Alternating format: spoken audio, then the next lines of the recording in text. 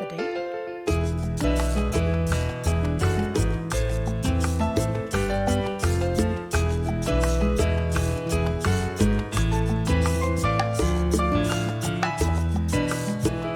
And hello, and welcome to Gypsy Kiss. It's Black Friday Fenndango, and I'm Shelley Carney.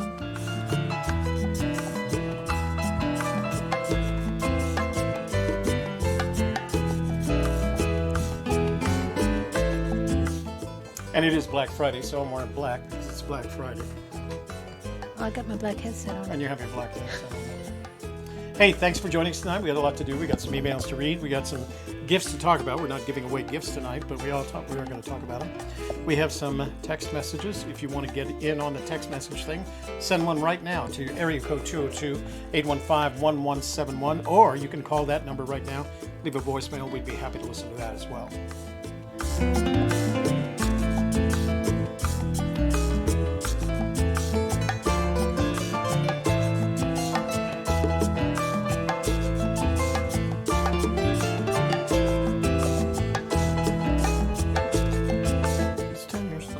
All right. Hey, stay with us. Fun is yet to happen. Oh, it's not Hump Day. It's Fenndango.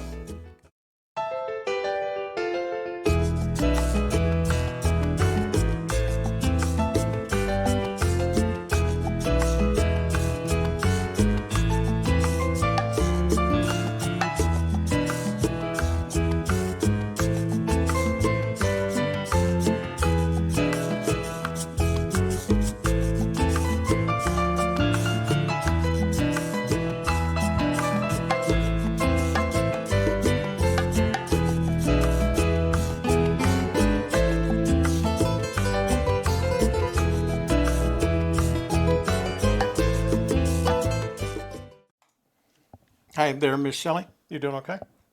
Just waving like the cat. So, did you do anything for Black Friday besides come over here and make a program tonight? I got some work done. You didn't buy anything? No. Silly. Silly you. I have enough stuff. Oh, yeah. Do you have enough stuff? I don't know. You can never have quite. Yes, you can. It depends. It depends if it's Too a new. much. It depends if it's a new phase or not. Right. So you have to go through the phases. What's your phone? It's going to pop up at you. It's going to what? It's going to pop up at you. What did? Your phone. What is mine? Up. What's going on over there? I lost Oh, my you lost your fluff thingy. fluff thingy. That is not a fluff thingy. Okay. What's it? What is it? It's a windscreen. Oh, windscreen. A pop And screen. it's so windy in today. A pop screen. Where'd it go? It's over there, Where? underneath the table. All right. We're just going to deal with that tonight. So you're going to hear me go. It's like a black clown nose. A black clown nose. For Black Friday. Black clown nose. Okay. Let's take it from the top, shall we? Housekeeping, you want towel? Of course you want. Housekeeping, you want towel? I didn't ask for that a second time. I don't know why I did Maybe that. she really wants to know. Yeah. Apparently she really wants to She know if you thought want you towels. didn't hear her the first time. You probably do want some wants to towels be to keep your heard. body fresh and Women clean. like to be heard. Make sure you wash them because apparently they're the dirtiest thing in your house. Didn't know that. The most virulent thing in your house. Oh my goodness. Worse than the carpet? Yes. Before you leave tonight, make sure you give us a thumbs up, liking our video. YouTube likes it when you like our video. The Magical Treasure Princess, or MTP. Woo! Woo! Look at that. In the likes middle of it yours. when Like a sandwich. like our video. Like a leftover turkey sandwich. Share it with your family, your friends, your neighbors, your business associates, and the entirety of your social networks so that we can Grow the channel. Grow it big and broad. Oh man, I give her a and salad deep with and some turkey. wide. Yeah, and this is we haven't had wine. Oh God, we don't even give me some. I bought a wine for I bought a bottle of champagne and a bottle of Sauvignon Blanc. And the reason I bought Sauvignon Blanc is because I know that's her favorite wine that we were going to do for Thanksgiving. And of course, it's a light white wine, goes with the poultry. And I picked one up from the top shelf of the liquor store, and it was a $25 bottle of wine. I thought it was good, Sauvignon Blanc. But That was your first mistake. That was the first mistake. I should have bought Always it from get the the $8. $12 bottles. Perfect, right, perfect wine. And I thought to myself, well, this should be interesting because one of the things it advertised is that they had aged the Sauvignon Blanc in casks that had previously held tequila. And I thought, well, that should give it a little bit extra flavor or something, right? Something that was good.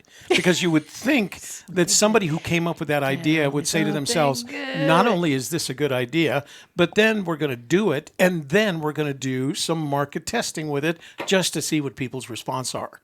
And if the response is really, really great, we'll make it a $25 bottle of wine. Apparently not. I don't know how anybody could think that was a good idea. Whoever's head of marketing in that organization should be spanked. Seriously, spanked. Because it was terrible. Everything that you want out of a Sauvignon Blanc, the fruitiness, the various flavors, that New Zealand sparkle that comes with it, was not in this bottle of wine. I'm not going to mention the name because I don't think that's fair to them. But it was literally... I have to say, it was pretty much the worst bottle of Sauvignon Blanc I have ever poured. That's how bad it was. And I have poured a lot of bottles of Sauvignon Blanc because of my friend here who loves the Sauvignon. So, yeah, that was just not very good. How did I get onto that topic? We were being silly and laughing, but you said we didn't drink anything. Oh, okay. So, share it with family, friends, neighbors, business associates. So there we go. Grow the channel. Grow the channel. I forgot what's next. Subscribe. No, that's last. How to contact you in the chat No. room. So we do share it and then Subscribe. no. Subscribe is last. There's- Like, share, subscribe. We did like, we did share, and then subscribe. Oh, you're right. I'm sorry. We did like, share, and subscribe. Okay. Yeah. And then last but not least, if you're not already a subscriber to the channel, this would be the perfect time to subscribe. And ring the notifications bell. Because when you ring that notifications bell, you will then be informed every time we schedule a live stream. Wait, let me fill that. Every time we schedule a live stream or we start a live stream half hour before, you will be informed and in the know. So there, we got all of that out. Yeah, we haven't been drinking tonight. I'm not sure what's going on. Take a look at William Hada's comment, and you will see that he started it with the @ A Gypsy's Kiss. What that does is highlights it in orange for us so that we don't miss his comment. You too can be like William Hada and start your comment with the @ A Gypsy's Kiss so we don't miss it. Alternatively, you can click on the grayed out $ at the bottom of your chat room, and that will allow YouTube to take you by the hand and lead you down the pathway to Super Chat. The rosy pathway to Super. The tequila flavored pathway. And as Jeff Anschultz discovered a couple of weeks ago, there are also fun stickers in that Super Chat challenge world that you can purchase and display. And 3D Bronze has shown us how to do the Super Chat right there. And you'll get a little cha-ching when you do it. And don't forget to Super Chat. Don't forget to check out 3D Bronze's website at 3dbronze.com. Where you will find bubble-wrapped gifts. And here this they go. Really cool treasure chest. So this is one of 3D Bronze pieces of art. And in this case, it's a replica, a miniature replica of a Fenn Treasure chest. Pretty Inside, fancy for us, when he made the one plastic. for us, he actually put the Gypsy Kiss logo on the inside. And then there's a tray that will that is sized to fit one of your treasure coins, one of your searcher coins. And then on the inside, there's a deeper part of the box so you can put cool stuff in there. So it's all very nice, very nicely done. We were very grateful. 3dbronze.com. When he sent that to us, 3dbronze.com. You can order your own. That's right. So and if you don't want to do that, but you do want to make sure your comment is seen, text it to 202-815-1171. So I want to talk about giveaways for just a second. Okay. So we're going to play the giveaway video. Oh.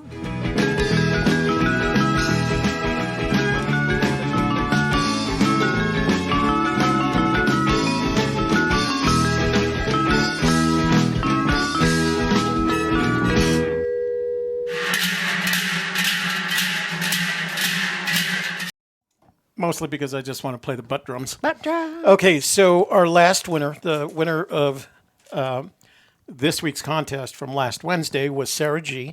She has sent us her snail mail address, her shipping address. So tomorrow I'll go to the post office and I will send her the Yellowstone commemorative coin, the Civil War secret decoder that I got when I was at the Spy Museum, and one of the smaller boxes, mini boxes made by 3D Bronze. Now, for Wednesday of next week, so on Wednesday of next week, we're going to give away another Beal, Yellowstone Forever Bear. And we're going to give away a mini box to go along with it. And in order to qualify for that, all you have to do is go back to the show from day before yesterday, the day before Thanksgiving, the Wednesday Hump Day Hoedown, and make a comment. And then next Wednesday, we'll use commentpicker.com to pick one of those comments, and you will, the winner of that contest, will get a bear and a... So just remember to always comment on the Wednesday videos. Right. And then you're in every time. Right. Because we're going to keep giving away, even if I have to go out and steal stuff. Buy stuff. We're going to give away stuff. Even if we have to give away leftover sand. Yeah. Yeah. Even if you like. So speaking of sand, I ordered a couple of books on geology from Amazon. And the first batch they sent me got lost in the mail. And so they sent me a second batch. And today, the batch that got lost in the mail arrived. And I wrote them and said what I'd do with them. And they said, keep them. So on Wednesday's World Sand Project show, we're going to give away some books on geology. cool. How cool is that? Yeah. Not that we couldn't. I guess we could here. But World Sand Project needs its own giveaways. Sure. Okay, so that gets us through gifts. What else? Hang on. What am I missing here? Giveaways, emails. We're going to do emails here. Gifts? We only got one. So I did get a gift. So I'm not going to play the video. So Lisa, I got. Oh, don't play the video.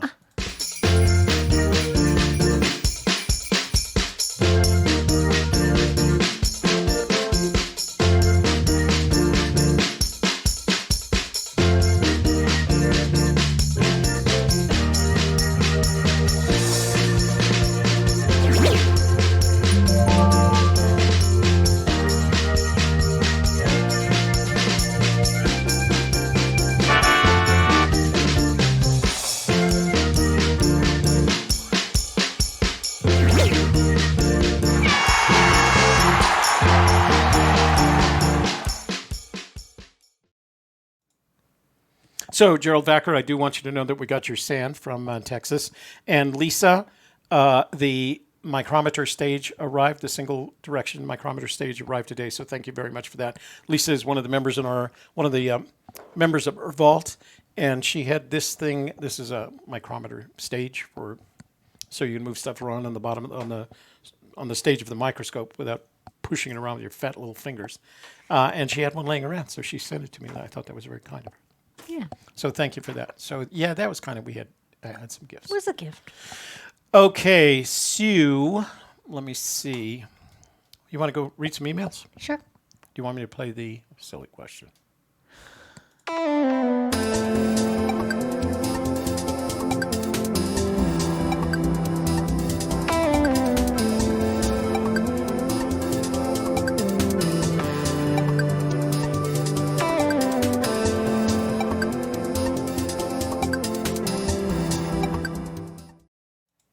So it sounds like John Lauro is finally going to get out here in August of 2020. He's going to take the train out. Oh, boy. Yeah. Okay, let's do some emails, see what we got. Forrest Fenn said geography was the key, not geology, right? He did say was it geography. both? No. He's never used geology. Okay, that's That's just our. I'm studying I shouldn't say I'm studying. I'm learning a little bit Well, of about course you are. geology, in order to figure out what this whole sand thing is about that we're doing on the World Sand Channel. So, just let's me. get to emails. This is from Rick Hunter. The chest and then, or the chest, comma, then the treasure. Question mark. Toby and Shelley. In a news magazine for Jewish youths published last month, a journalist writes that Fenn made one trip to hide the chest and returned home, and some later day made a second trip to stash the treasure inside the chest.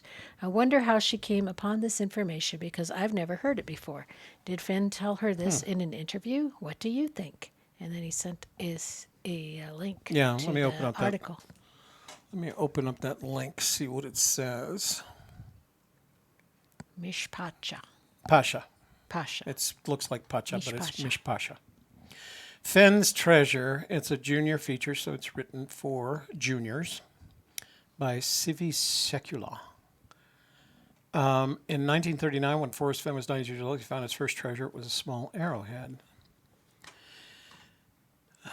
A tall and sprightly elderly man carries something into his car. He adjusts his cowboy hat and drives away from his home in Santa Fe, New Mexico. The car heads north into the Rocky Mountains. The world doesn't know it yet, but it's the start of one of history's greatest treasure hunts. Wow. King Solomon mines notwithstanding. El Dorado notwithstanding. All right, I'm being wise guy. Eventually, the man arrived at his destination deep in the wilds of the Rockies. He carefully removed his precious cargo from his car. Being It's a schlemiel. a schlemiel. Don't be a schlemiel. I had to figure out some Yiddish. It's a Romanesque dating to Roman times. That's what it's called. Bronze chest with beautiful carvings decorated the outside. The chest itself is a square foot in size and worth about $25,000. He hikes to a certain spot, leaves the chest in his chosen hiding place, and returns home. No, he doesn't. Sometime later, he comes back to the place where he hid the chest. This time, he's carrying millions of dollars worth of ancient treasure. Among the hoard of precious gems like rubies, sapphires, blah, blah, blah, blah. There's also gold. Da, da, da, da. Also Chinese gem. Okay, so the man is an eccentric. Okay, so that is probably, I'm going to guess, I can say with, since it's twice removed from Forrest Fenn, I can say with 60% confidence that that is a mistake of the author of that article. Because what Forrest Fenn says when he tells you the story is, I made 2 trips. And we've always interpreted that to mean I made 2 trips from my car. The first to take the treasure chest, and the second to make place the treasure in the chest, and then go back to my car. Forrest Fenn, did you really do that? And drive home to have dinner with Peggy. So when this author, and CV is I don't know if that's a woman's name or not. I don't know Yiddish. Probably. When the author of this article wrote that article or interviewed Fenn, and he said, I made 2 trips that day, she, not knowing the dimensions that are inherently part of the Rocky Mountains, whether you're just driving 8.25 miles. She even interviewed him. It didn't say she did it? I don't know. She Let's might have see. just gleaned the The information man off is the an internet. eccentric, never to find. Who was Forrest Fenn? She doesn't have any quotes. There's no quotes. So it might very well be that she never interviewed him. Yeah. Just got the information off the internet and put together an article. Anyway, so who's the gentleman that asked the question? So this is from Mango Rick. Mango Rick. Oh, Rick Hunter. So my guess is, Rick, that when she either heard him say someplace that he made 2 trips that day, her not knowing the dimensions of the Rocky Mountains, she assumed that he put the treasure, drove home, picked up the box, and went out. We probably, if he were to say 2 trips, would interpret it the way that I believe he's always meant it, and that is he drove from his house to some location in the Rocky Mountains, or he went from his house to some location in the Rocky Mountains, or he went from some place to some location in the Rocky Mountains. Miss Lisa says, here's the quote, I made 2 trips from my car to the spot, and it was done in an afternoon. Right. So that's how we've always interpreted that. It sounds to me like she misinterpreted, perhaps not having ever interviewed Forrest, just saw the quote, I made 2 trips from my car, or I made 2 trips that day. and concluded. And again, you if you don't know the dimensions of the Rocky Mountains, or even New Mexico, the distances you have to drive in New Mexico to get away, from the rest of the world in order to hide a treasure, she probably assumed, well, he drove a couple of miles outside of Santa Fe, put it in San Lazaro, drove back to his house, but so I think it's an error on the author's part. Yeah, In my opinion, and I would say that a lot of the room would agree with me on that matter, I'm sure. which is unusual. Let's see. This is from Ernest Hernandez. Hernandez. Yay, see.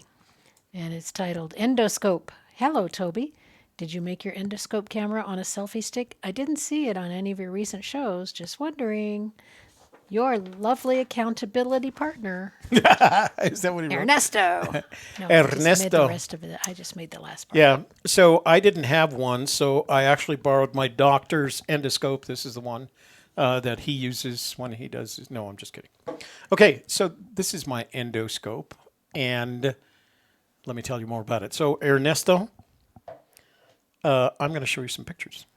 Let's see. So let me zoom or screenshot. So this was a portable, I guess. How would you describe that? A compact walking stick. Yeah.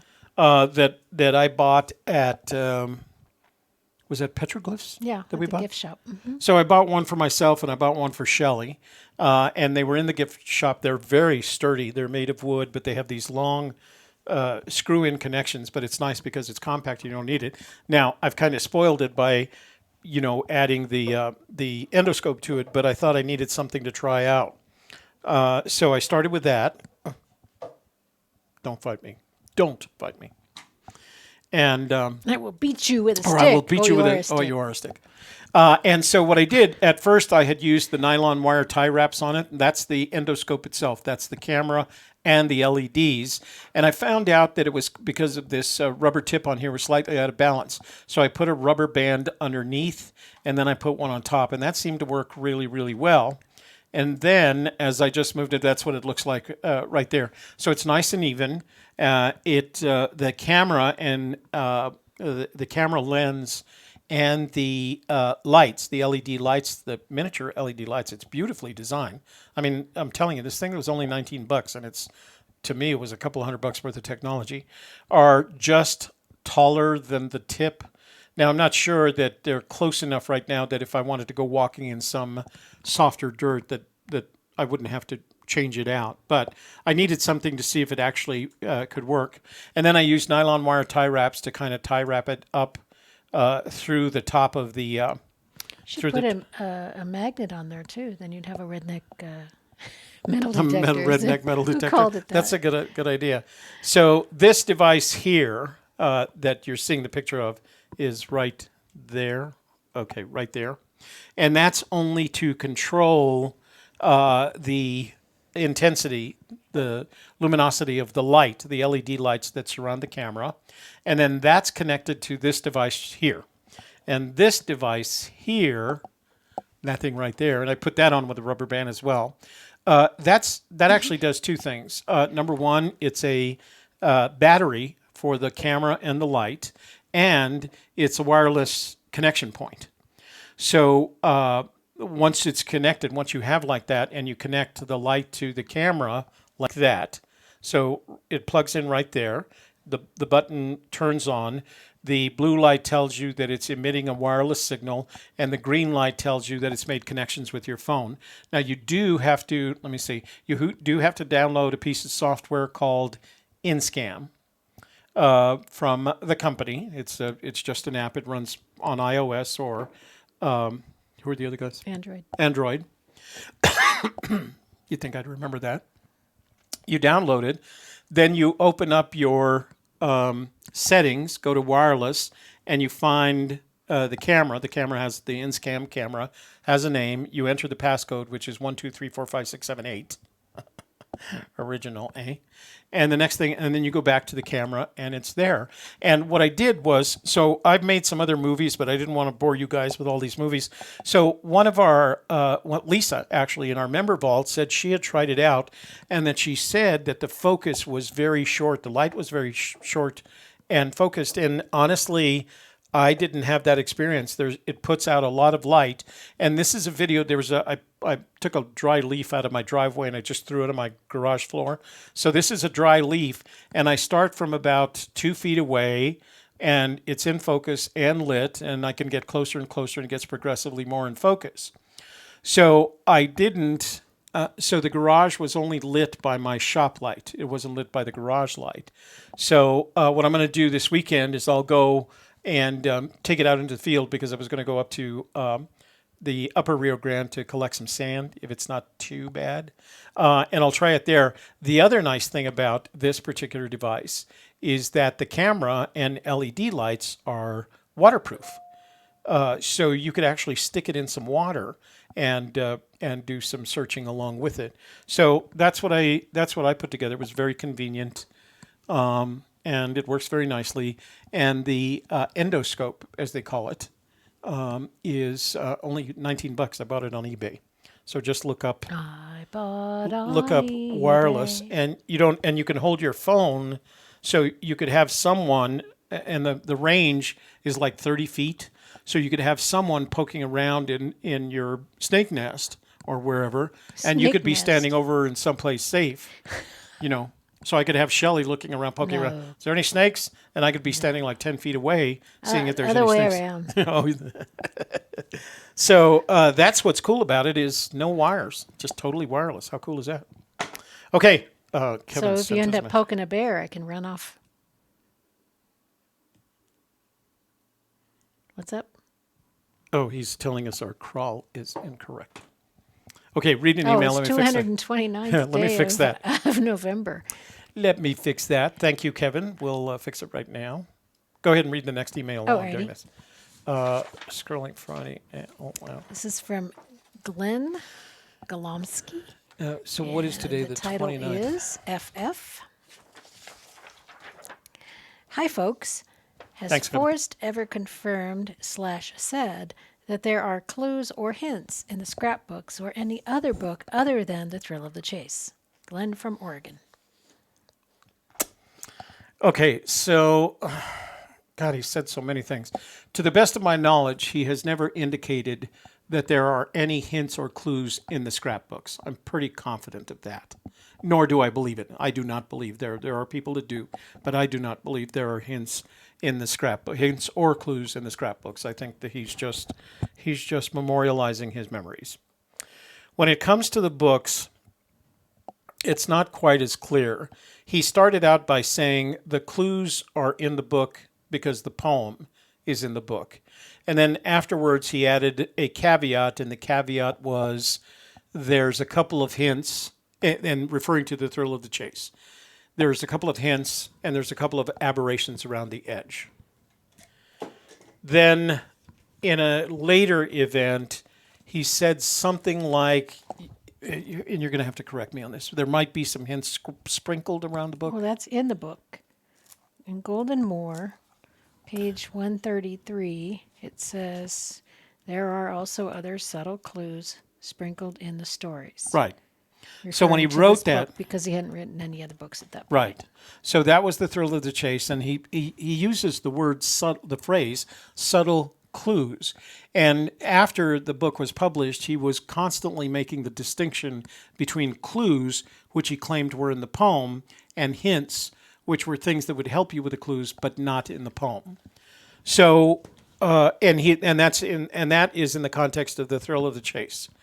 In the case of Too Far to Walk, he said there was not unexpected, how did he describe it? Unintentional clue in Too Far to Walk. Many of us thought it was a clue in the preface where he talked about not being able to walk the 10 miles in the river. But at Moby Dickens, he said it was the fact that on the map that had been published by Benchmark Maps, they had, without any discussion with him, cut the Rocky Mountains off at the Canadian border. and he claimed that was a hint. Now, in my experience, anytime Fenn has said it was when he thinks he's giving us a hint, it's always nothing that's going to help you find the treasure. You know, above 5,000 feet is a hint. Below 10,200 feet is a hint. It's not in Idaho, Utah, or Arizona. Those are hints, but they don't. Hints don't. I don't see how hints help you find the treasure. They just help you not, not. Hint supposed to just help you figure out the clues in the poem. So it's all you would have to go. You would have to go to Terry Scant, look up clues and hints, and pull it all together. Because there are searchers that believe that the scrapbooks are filled with either hints or clues, depending on how much it helps them, work on their theory. I will tell you what we believe and our operating parameters. We believe that the clues are in the poem between the line that begins with "begin at where warm waters halt" and ends "look quickly down your quest to cease." We believe that there are a couple of hints and a couple of aberrations around the edges in the thrill of, did I say Too Far to Walk? I meant the thrill of the chase. We believe the unintended clue in Too Far to Walk has been identified, and we believe that there are no additional clues in any of the books beyond the thrill of the chase, Too Far to Walk, and Once Upon a While, the first and the revision. Nor do we believe that there are any clues in the scrapbooks. We think the scrapbooks, as I said, are just memorializing his memories.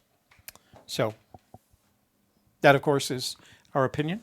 And since we don't have the treasure, and since we don't know where it is, and since we don't know what any of the clues mean, you'll have to take that with your own grain of particular salt. Himalayan pink salt. Pink. Sarah. But what's cool is we have a YouTube channel on which to say all of this. What? Oh, so Sarah, I did say this before. This is from Sarah. She sent me her shipping address. And so, Sarah, on Saturday, I will go to the... Mañana.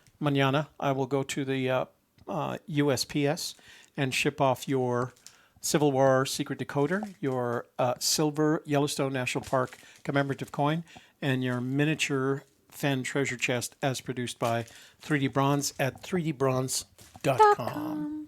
So, and of course, anybody that wants to participate in next week's drawing, which includes a bear and another 3D Bronze box, make sure you make a comment on last Wednesday's video. That is the Wednesday that preceded Thanksgiving.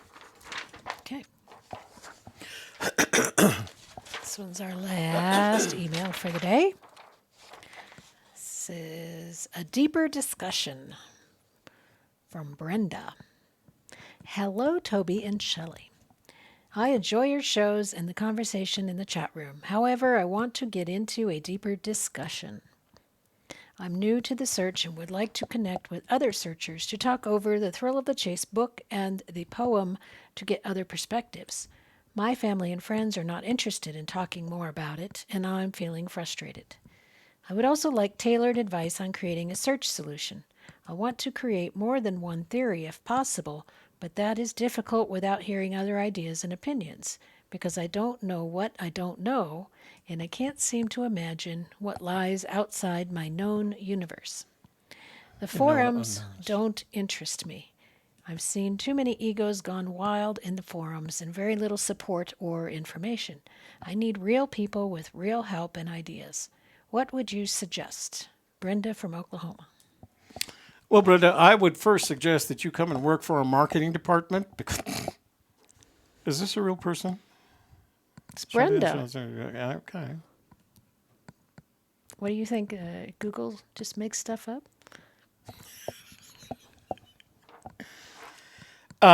So it's just so conveniently written.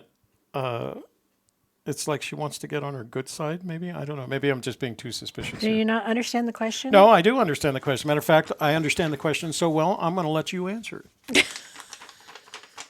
Okay. Well, Brenda, I can offer you a membership in our AGK VIP member group. And what we do in there is we study the book chapter by chapter, We link it to the poem. Everybody gets to have a say and an opinion and offer ideas and theories. They bring in their own research, and we discuss it. And we also have a private Facebook group that goes along with that. And all of that stuff is kept within our membership, which is available to our members, including all the recordings of past meetings that we've had, the AGK workbook that we go through along with the Thrill of the Chase, and any notes that we took during the meetings. That's all in the member vault. It's for people like you who want to talk with other searchers and discuss more deeply theories and solution ideas. And we're going to be getting into the poem very deeply in December. And we're also going to, after we finish the book, we'll start working on how to create search theories. So tell her how to get there. So go to agypsieskiss.com, and it should take you right to the membership vault, and you can join there. And Brenda, I'll tell you what I'll do. I will give you a month. I'll give you your first month free, so you can try it out. How's that? Awesome. Check it out. So yeah, Brenda, you kind of hit it on target there. I was going to play our promotional video, but I might wait till later to do that. But again, thank you very much for that. And if you want to try it out, join the group. And you actually have to pay your first month subscription, but I'll refund it to you so that you can try it out. How's that? Very cool. Okay. How's that for fair? I think That's fair. that's because you sent such a beautiful letter. Where are we at? I have no messages. Hang on. No massages. No massages. Nobody sent no messages. Nope. So, and I have no voicemail. So you know what we can do? We Wow. can open the phones. Yeah. Well, why don't we play our since we're on the topic? All Let's right, play our all right. little promo. Okay, we're going to play our Member Vault promo because the timing is just too good to pass up. That's right. So if you're a brand new searcher, what's the first thing you want to do is read the book. So we're going to read the book. And then we're going to also, at the same time, match it up to the poem. So what did this chapter say to you about what do you see in the poem? How do they fit together? So we're going to work the poem and the book together. Now you can join at any time. It's going to be an open door membership. In the bonus section on the Member Vault, we have added 2 videos that Toby produced. Is he saying there is stuff in life that isn't worthy of spending time knowing, or that the real test of your intelligence is knowing the stuff that everybody else thinks is not worthy of knowing? You know, when he talks about no special knowledge is needed to find the treasure, but maybe you need to know those things not worthy of knowing in order to find the treasure. Yay. Well timed. No, you know what we need to do? What's we that? need to say hi to the chat room. We haven't done Oh, it. I forgot about that. Ready? Silly me.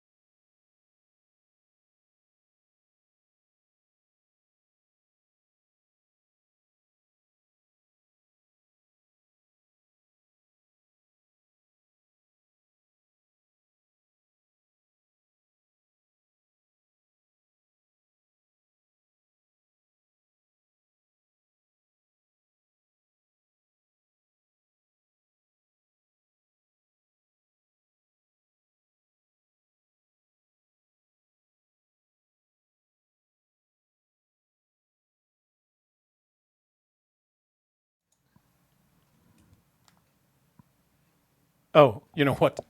No. We didn't go back from the... My fault. What'd you do? I forgot to go back after the end of the What do you mean? the say hello to the room. Blank screen. Blank screen, yeah. All right, guys, we got it. Yeah, we're back. Sorry, that was my fault.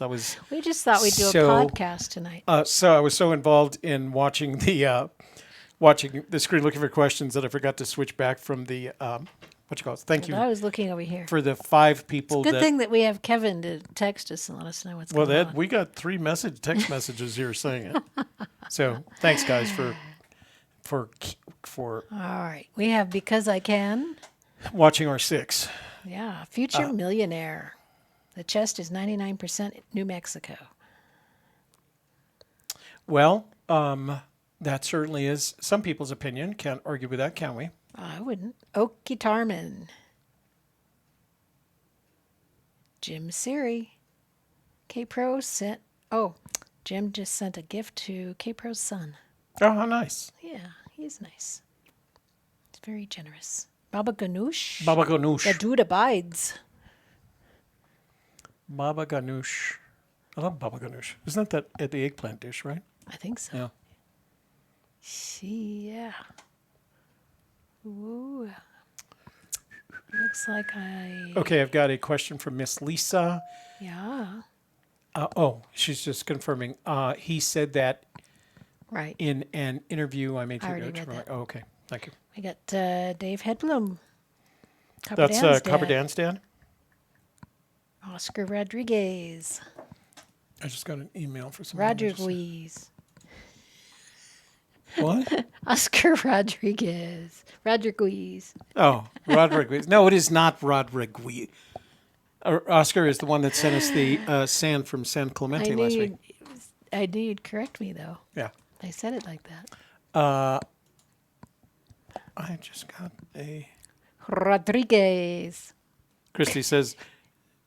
Christy's description of what happened to us is, you are blacked out. We were redacted. We were redacted. They redacted Toby and Shelley. What is this? Jacob Eyes, trying to join our families. I don't know what that's about. William Hada. Okay. Robert. 405, area code 405, the text message that you just sent to my email, I can't open. So would you do me a favor, 405, and send the text message to the 202 number? Because I can't Wow. read it. It doesn't open for me on email. Ab Ord. Ab Ord's back in the room. He was in the room the other night. Oh, was he? Yeah, he was real quiet right until the end, and then somebody said something, and he popped up. Oh. So I don't know if he was there all night, but he did pop up towards the end. So 405, send that text message to me at the 202-815-117 number. Doug Carver. I think I said that. Doug. Oh, Doug, I did get your, I got both packets of sand from Texas. And the only thing I can suggest is you may not do this again, use a little bit thicker envelope. And the reason is USPS just tore those envelopes apart. Thankfully, you put the sand in plastic bags, but it just ate up the envelopes. I think the machines ate up the envelopes. But we saved the sand. The sand was saved. Sand was saved. Jeffrey Grajic. That's a new name. Journeyman is here. Okay, so Journeyman says, I put mine into a large screen door spring with a fishing line to pull a bend into the spring. He must be talking about his endoscope. Ah, yeah. Interesting idea. Odin says, now I want to buy an endoscope and no need for one, but want one. For $18, how can you go wrong? And you can use it for, you know what I used it for the other day? You know what I'm going to use Swinging it it for? around. No, I can use it right now if I want to see exactly where that Clown nose went? pop screen is. It's not a clown nose. It's a dark clown nose. So yeah, you can use it around the house to look for stuff. It's very convenient. And it's, like I said, it's waterproof. So you can stick it down your sink. Ooh. NC Diggum. That's starting to sound kinky, isn't it? I know, that's All what I right, said. we better stop. Ooh. Glenna Friedman. Red Jack FL94. Flying D4. NC Diggums. Do you believe Paul LR is asking, do you believe the colophon FF uses supports your first and last clues in the poem? We do not. Mac or Mock Smith. Doug Carver says, A Gypsy's Kiss, where's my email? 3D Bronze. I thought we read your email last week. Who? Doug Carver. Doug Carver from I don't know. Prince Edward Island. Yeah, we read that last week, Doug. LR.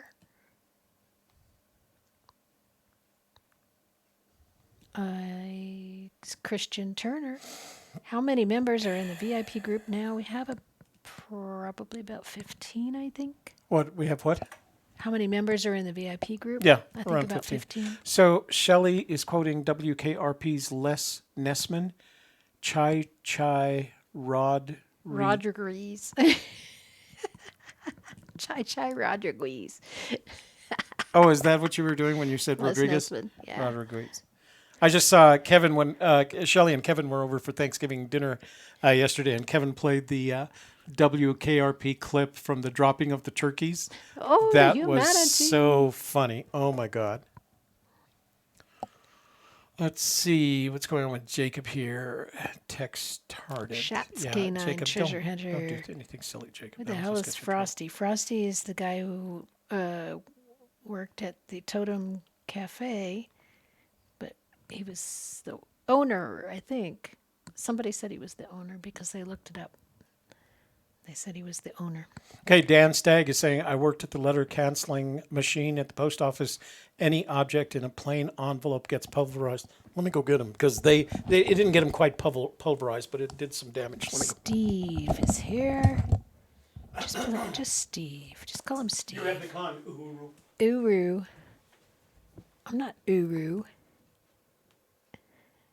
I'm the treasure princess. Trey Alderson Cloutier. Does Fenn ever respond to you guys' emails? I emailed him a few days ago and haven't heard back. Toby sent him an email earlier in the week. It was one sentence long, and Forrest replied with one sentence, and it had nothing to do with the treasure hunt. So if that is what you're looking for, that possibly. But he gets way too many emails, and if he doesn't recognize your name, he may not even look at it. I can't tell you one way or the other what he's going to do. So this is how they came, and it came from the U.S. Postal Service, and it was in this envelope. We care. It's spilling sand everywhere. Yeah, there's probably got Okay. bag got. But what we Tiny holes in it. noticed is that in each case, the envelope was just ripped, as the gentleman says, as it was going through the canceling machine, it ripped off. So if you're sending us something, send them in something other than a number 10 business envelope, because the machine... Yeah, if you do if you have some old envelopes from greeting cards or something. Can you reach the one of heavier those? Ones. What? The little manila ones? Oof.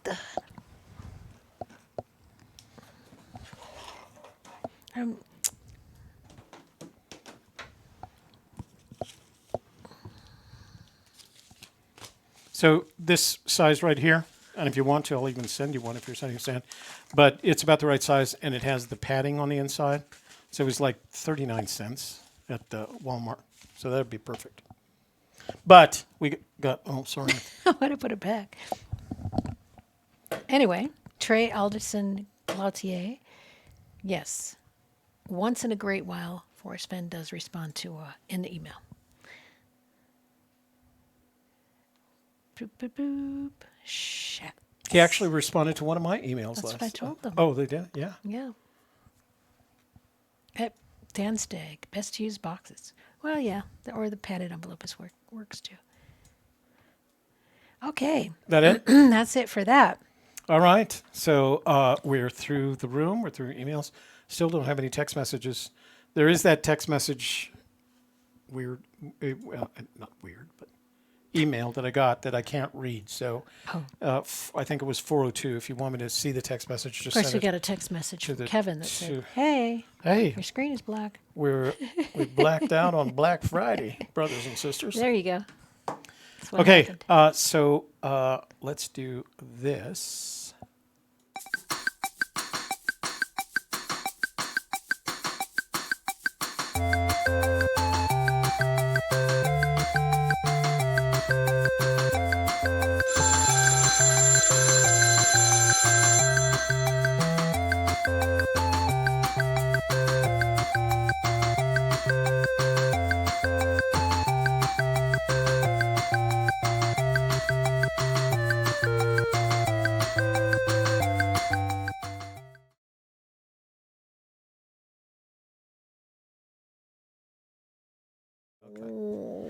Okay, phone lines are Oh, I open. missed a name. Vicky McMillan. Hi, Vicky. Just now saw it. AJ Rainbow. Oh, I said that. Area code 212 says, or 210. Sonia rather. Pointer. I missed that one too. Wow.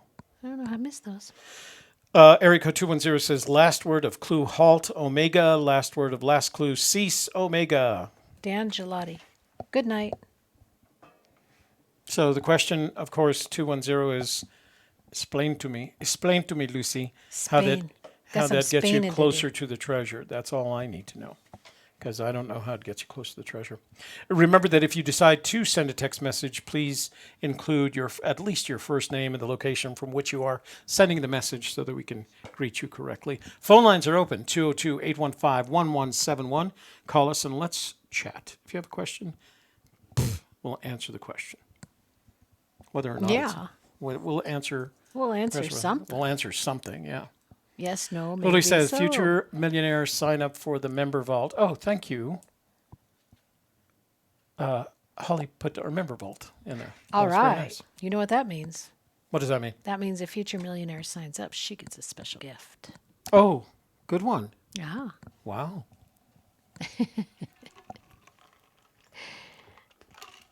Have we decided what the gift is? Nah, it's a secret. Oh, okay. Yeah, it's a secret. I have an idea of what it's going to be. I do too. It's probably the same thing because we think so much alike. Is that it? Yeah. Phone lines are open, and if we don't get any phone calls, then what we do is we finish the show early and send Shelley home to Sleepy Bye. Sleepy Bye with Kevin, because he's off today. We could just play with the endoscope. Do you want to? You could poke the bear with it. Poke the bear with The bear. Oh, and I'm wearing my bracelet tonight. Who's that? Lisa Smith made for me, right? She sent That us. was Lisa, right? Yes, it was Lisa, Yeah, Lisa Smith made that for me. not Lisa G, who won the prize from last week. That's right. So I feel like this is going to hit Your one of us bear if I screw or the around. with it. bear. There we go. There's a call. Oh well, guess who? Tortoise Maximus. Hey, you've reached Shelley and Toby. Happy Thanksgiving. What are you calling about? Toby, you okay there, or am I live, or You just are. the answer machine? I am okay, and you are live. And it's Okay, thanks. not the answering machine. I don't have an answering machine. Okay, no, I think voicemail came on last time I tried to call. Oh, okay. That's just because there's right now there's somebody from Fresno trying to call, so they're going to get voicemail. We'll have to call them back. Go ahead. So what's up? I was just wondering if you received about 3 emails from me. I did, and we played one of them, but then I realized I didn't have all the information. So we'll take a look at them next Wednesday because I needed to put them together in context so I could explain what was going on. I don't know. The weather isn't a thing. If someone makes a mistake and actually uses it as a real map, they might get themselves arrested and thrown in jail. Well, no, we always warn people that these are the opinions of the people who send us their emails, and that you have to take them with, I don't want to say a grain of salt, but you have to interpret them so that you don't put yourself at risk, either personal injury risk or at risk of being arrested by some official. So, yeah, we always qualify that. We know that people, And these guys are all pretty smart. They're not going to do anything that? rash, I'm sure. Yeah, well, it is inside of a town, right? It is your. So let's start using the phrase "in my opinion." So, in your opinion, it is Yeah. inside of a town. Well, no, that's not what I'm saying. Oh, I'm saying what it's just a map. It's In my opinion, it is just a map from the phone calls that I made. I made several phone calls to Lander. I'm not sure what you're trying to tell me. So tell me. So With the streets, the way they're named and stuff like that, Yeah. we're not looking for streets.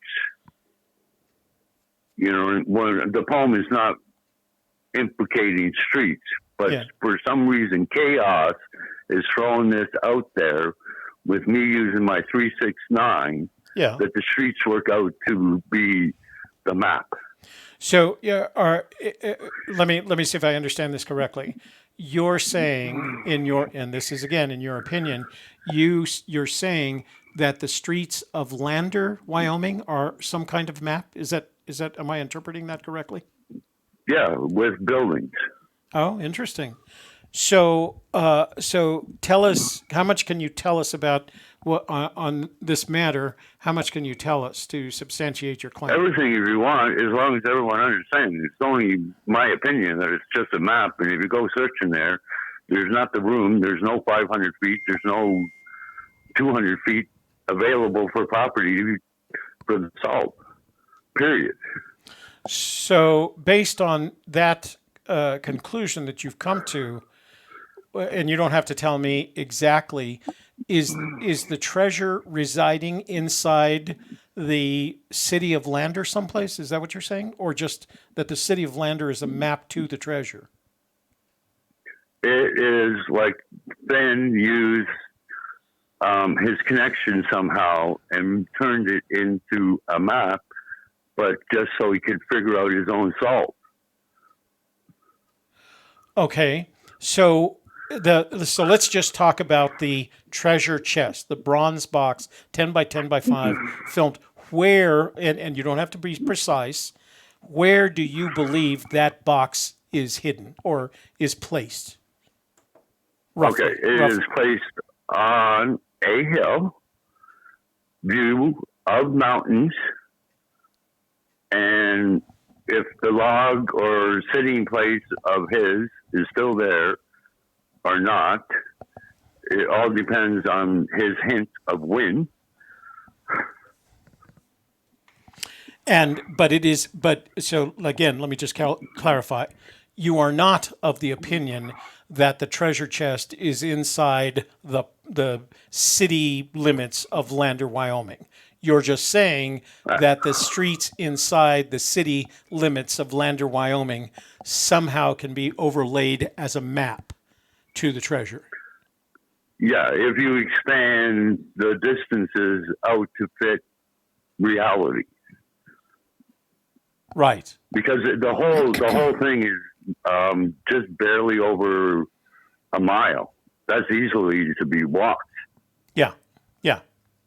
So if I were to make a transparency of the streets of a map of Lander, Wyoming, indicating the streets, could I then take that transparency and overlay it on a map of similar scale and be able to see where the treasure was? There's another hint out of something I was researching, and something about a mirror. And I don't know if that's like if you held a mirror to that map, then it does work. Mm-hmm.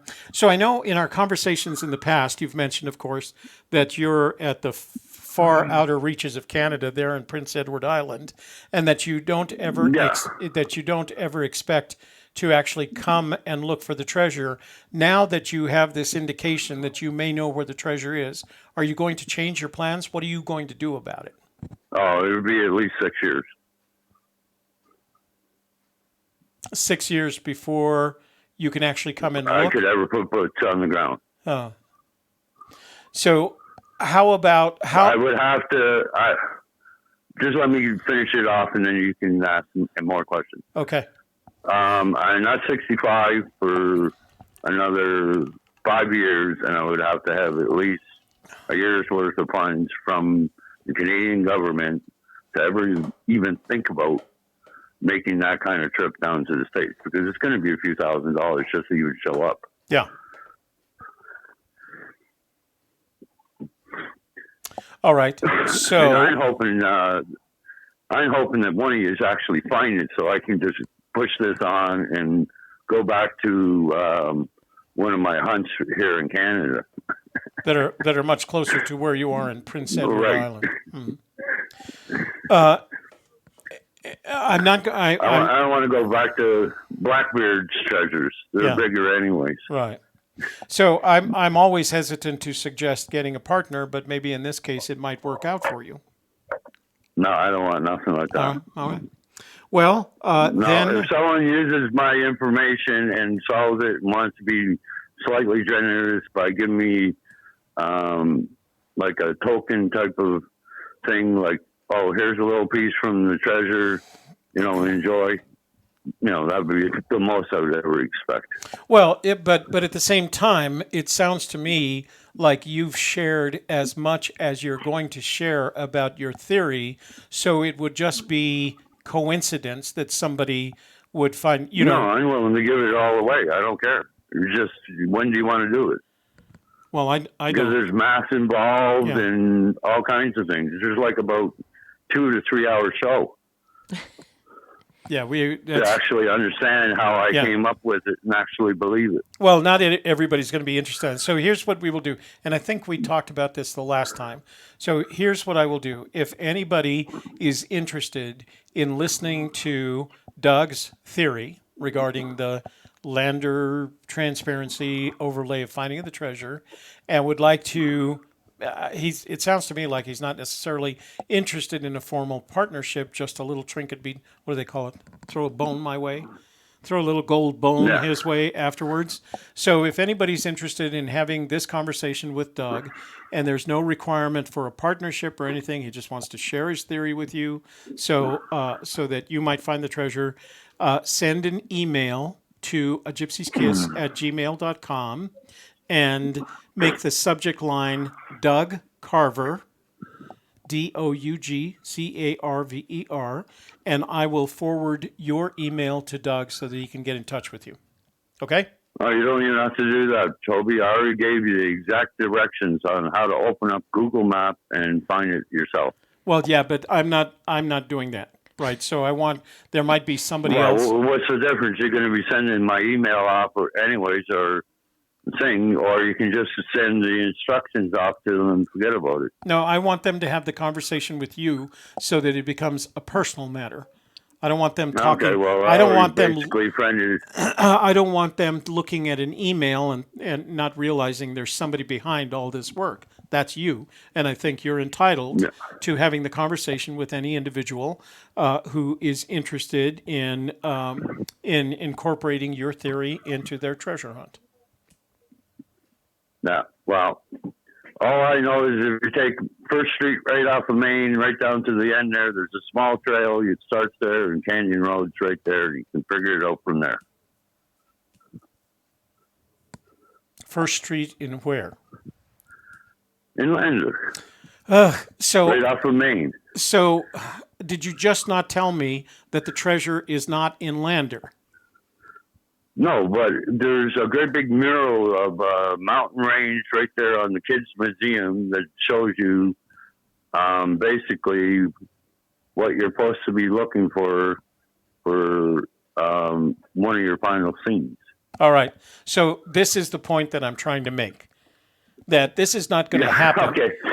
None of this is going to happen until you and someone who is interested in Okay, resolving you're not this going to do it on your channel. No, that's not what we do here. We have you meet. Okay. We have you introduce yourself. So you have conversations with people who are interested in helping you. That's the best we can do, and it's what we recommend that you do, so that this can happen for you. Right? We don't want. Okay. We don't want to use your theory to find the treasure and then share it with somebody else. That's all about you, brother. Okay? So Okay. anybody who's interested, send an email one to more it. point to kind of give them a hint that I'm saying I know my map. Go ahead. Okay, if you take Santa Fe and you go the 8.25 miles, and then if you put a dot there, and if you draw out a great big circle of 825 miles, it puts you basically all the search area, and then you just have to use the map to pin it down just for the Rockies. But it also answers the question how Fenn came up with, what is it? Toledo Yeah. is less than 300 miles. No, it's it more. works for that It's too. more than 300 miles west of Toledo. All right. Yeah, it works for that too. Okay. All right. So let's do it this way. Anybody who's That big interested. circle there, if you come across from Toledo, it's more than 300 miles west, blah, blah, blah. Yeah. All right. It works for that. All right. So my whole theory on the mapping is based on 825. Okay. All right. So you've given folks kind of a hint. Yeah, in that's your all own right. I was saying. That's All right. all the basic stuff is all covered. Okay, All the bases all right. are covered to kind of give the idea of how serious it is and whatever. And on Facebook, if they want to do messages back and forth on No, Facebook, let's just let's don't complicate it right now. So let me hang up and let me tell people Okay, exactly what to whatever. do. You have a good evening. Okay, I'll let you back to your show. All right. Bye-bye. Bye. Okay, so let's get to the bottom line here. If anyone is interested in listening to more about Doug's theory about where he believes the treasure to be, send an email to A Gypsy's Kiss with a subject line, Doug Carver, and I will forward that to Doug, and you can enter into that conversation. All right? That's the only way I think we can do that. Let's see. So, text message, hey, it's Chris in Colorado, aka Red Jack FL94. Do you think the thing Forrest said he wished he didn't tell us, was it a clue or confusion? Ugh. That he wished he didn't tell us. I don't know. So I can't answer. I can't give you a credible answer because I don't remember what he said when he said, I wish I hadn't told you that. I kind of remember it being an interview with someone. And at the end of the interview, he says something like, there's something I said that I wished I hadn't. To me, waiting that long to say that sentence sounds like counterintelligence to me. But that's my opinion. Okay, I got to call somebody back here who was calling while we were talking to the Doug Meister. It still says it's the 229th day of November. What? 2019, 11/2/29. Okay, I'll fix that. Hang on while I do this. You can call while I'm changing our 229 scrolling days text in here. November now. How come I thought I changed it? Let's see. 219, Just go in the 29. elevator and ignore all those floor buttons. Oh, Just you know what I start did? Shouting at the ceiling. I did. I didn't save it. That's what it was. Okay. Oh. No, it didn't do it again. Why is it not doing it again? I don't know. Did you save it? So I saved it, but it's not taking it out before I do it. See, it still shows at 229. It's not doing a backspace. Now it's doing a backspace. Okay. Ta-da. Okay. Hope you and Kevin are happy. Kevin, I'm sorry. It wasn't that I was ignoring you before. I really thought I had changed it. I took the time to do it.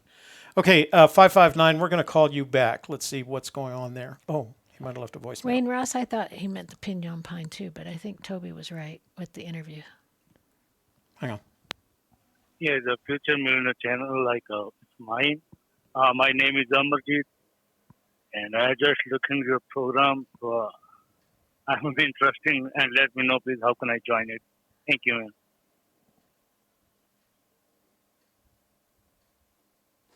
man. I think he's interested in the. Let me see if I can hear his name again. Yeah, the Future Millionaire channel, it's mine. My name is Amarjit, and I just looking at your program. So I'm interested, and let me know, please, how can I join it? Thank you, man.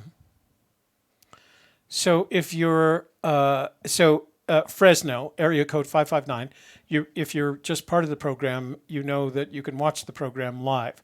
If you're talking about our member vault, just go to agypsieskiss.com and follow the directions there to join the member vault. agypsieskiss.com. HTTP. http://www. Yeah, it is in the crawl. It's in the It's crawl up here. too. Hang on. Keep an eye out. Watch for it. Okay. Phone lines are open, 202-815-1171. If you have a theory that you would like to... Holly. I don't know why I call her Holly. Holly has put the address in the chat room below. So just click on that link and you can get there. 202-815-1171. Call in and let's talk about Forrest Fenn's treasure, because it's fun to talk about Forrest Fenn's treasure. And if not... There we go. Let's Join the club. Join the club. AGK member vault. Gypsieskiss.com. So let me call Fresno back and see what's going on there.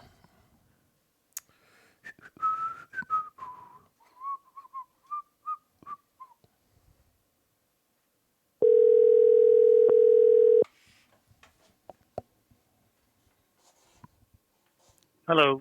Hi, Fresno. It's Toby and Shelley. What's your name?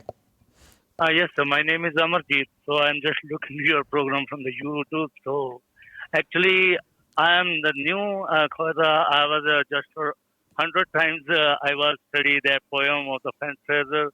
Yeah. So actually, nobody's a perfect, but everyone try to their faith. So you can understand me. I know little English, but I think you can understand me. Yes. Actually, I want to find this one. Like I want to join this, and please let me know how can I start this search. Like I can go to the find the treasure on the wherever is the I don't know where is the perfect location, but I was try to find something by the hints of that poem. Yeah. So please let me know how can I get the permit for hiking or go to the find the treasure. So please let me know in it that. All right. So first of all, you don't need a permit to find the treasure because it's on public land. So this gets very complex, so I'll do it as quickly as I can. If the treasure is on national forest land, you do not need a permit. If the treasure... Okay, but I was, I'm sorry, I interrupt you. No, I was trying to find the Google something, so there is something I looking a note for any site, so they send me the $180 permit you need to go to the agriculture and the forest department, so then you can go to the find the treasure or whatever you can looking. So, yes, please let me know.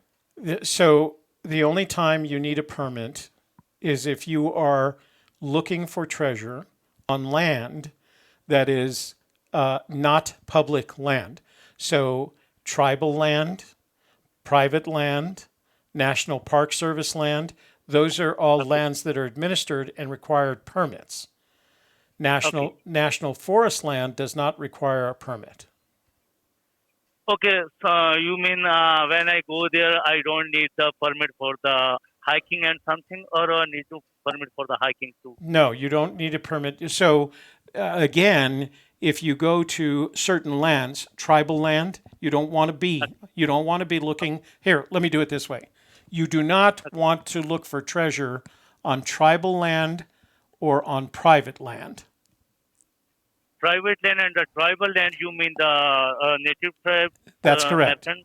That's correct. You don't want to be looking for treasure from there. That can get you in a lot of trouble. There's no permitting. It is not permitted. Okay, so I have just one more question. Okay. And I just a lot of time I was see your program on the YouTube, but that was just recording some. Yeah. So let me know when you start the. How can I get the like a notification when you start the program live, and I can see that program.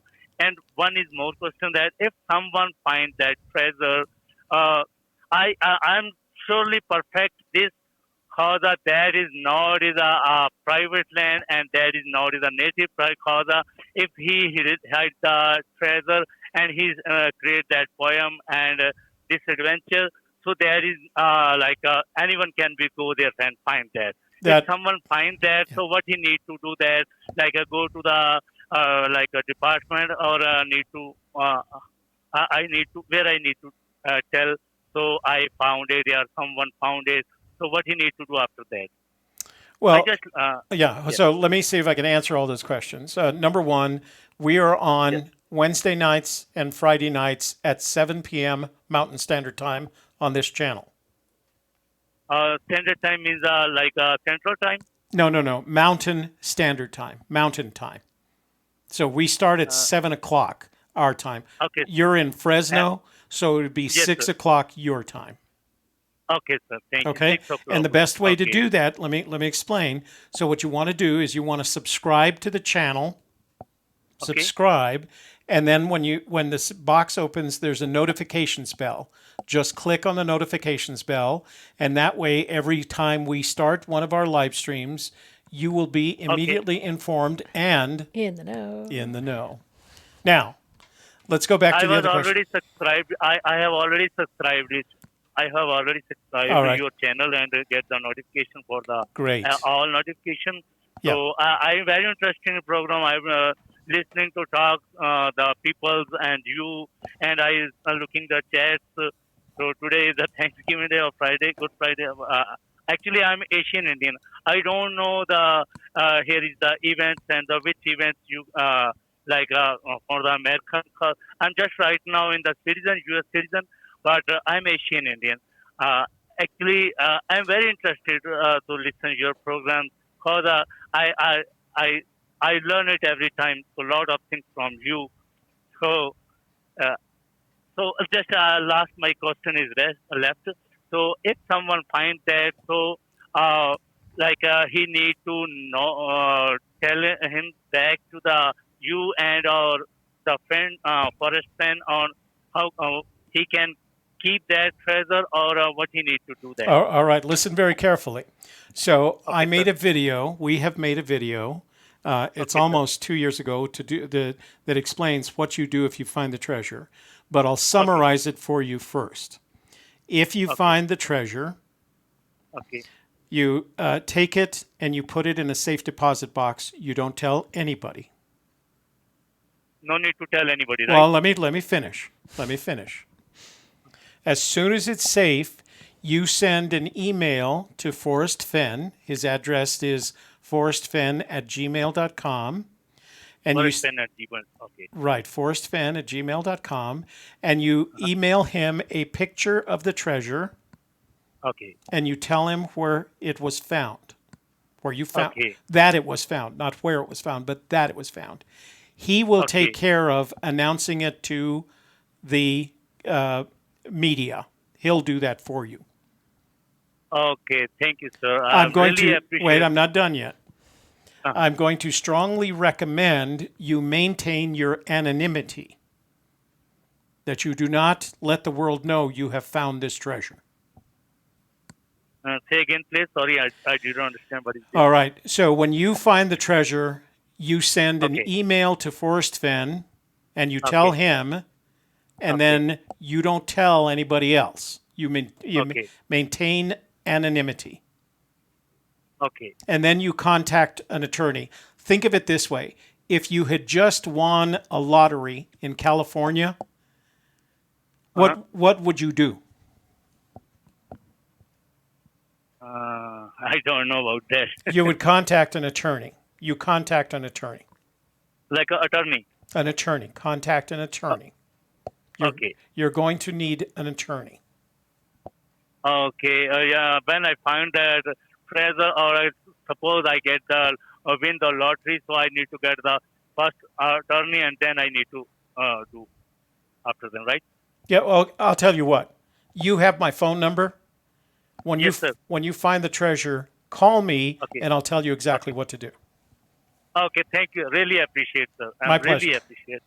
Thank you, sir. You have a good evening. You too. Thank you. So let me repeat what we've said in other occasions, right? And we've been consistent with this. If we were, and I'm just going to say what we would do. If we find the treasure, we have 3 anonymous email addresses.